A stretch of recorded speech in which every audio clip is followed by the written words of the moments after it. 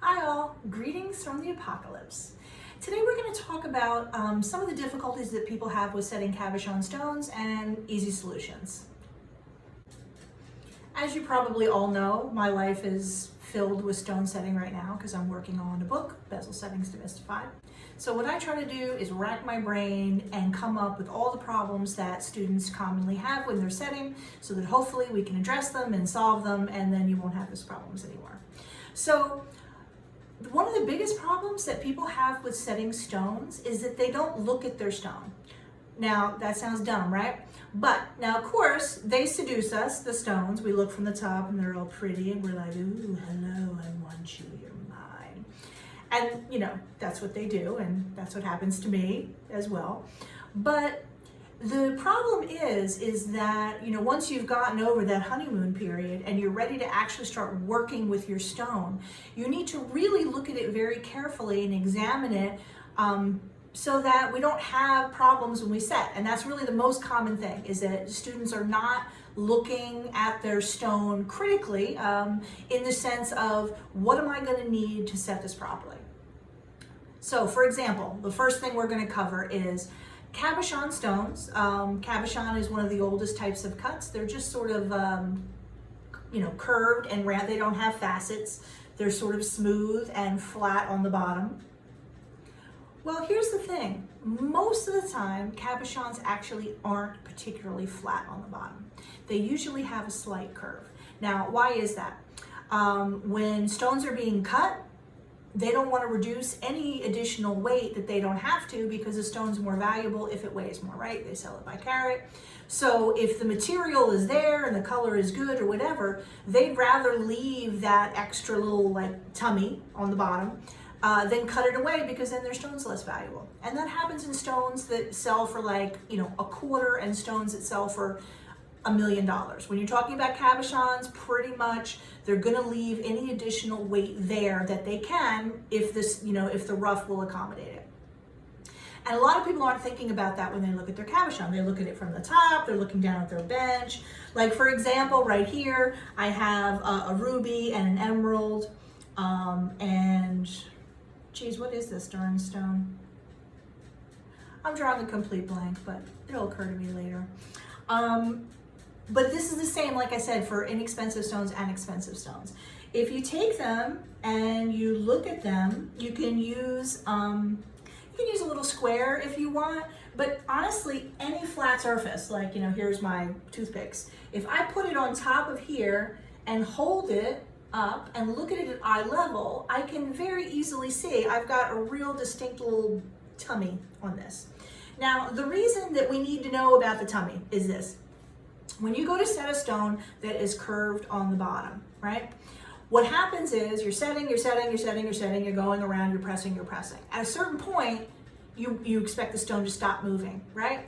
Well, if the stone has a significant enough curve on the bottom, what'll happen is no matter how much you set it, it'll be touching in the middle at a curved spot.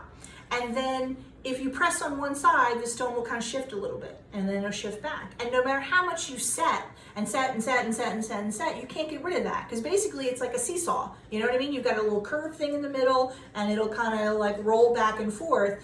And no matter how much you set, you won't get it to stop moving. And that's very frustrating and annoying. And of course, you don't want your stones moving. If your stones move, eventually, they can work their way out, if the stone gets enough, action, so to speak.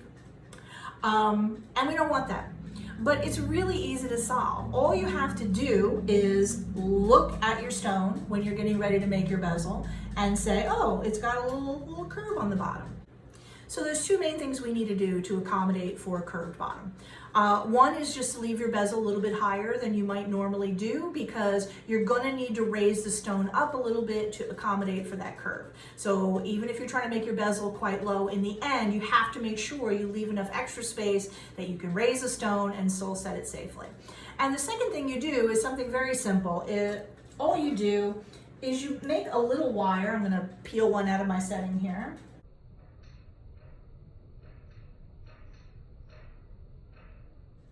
Fits in quite tightly. There we go. So this is just a little circle of fine silver wire. Now you can use anything you want. I like to use fine silver because it really doesn't oxidize or tarnish or anything. And it's soft and it's easy to shape. You know, there's just like, that's what I usually use for most of my inner elements. But, you know, if your stone isn't transparent, also it doesn't matter what you use, because even if it oxidizes or whatever, you know, it won't affect your stone.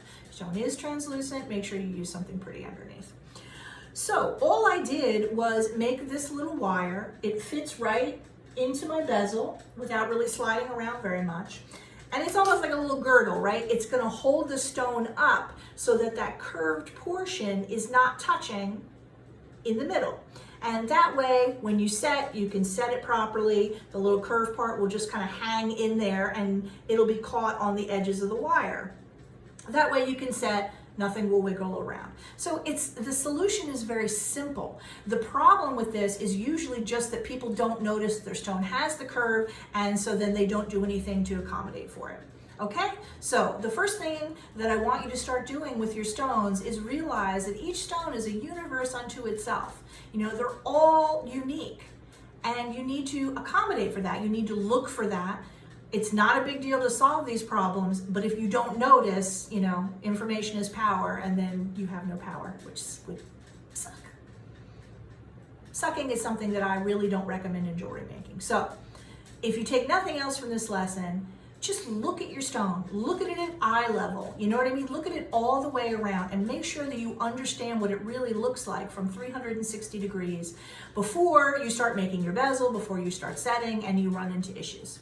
So if you're just looking at your lovely stones from above, you're gonna miss out on a lot. And by the way, Aquamarine. I don't know why I had such a brain fart and couldn't remember that, but it's Aquamarine.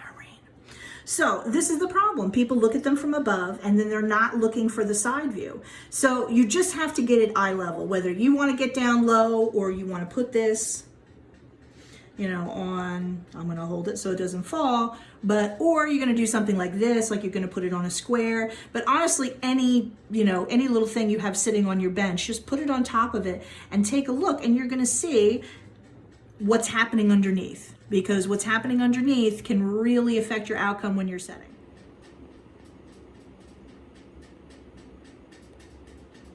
Okay, that's it for today.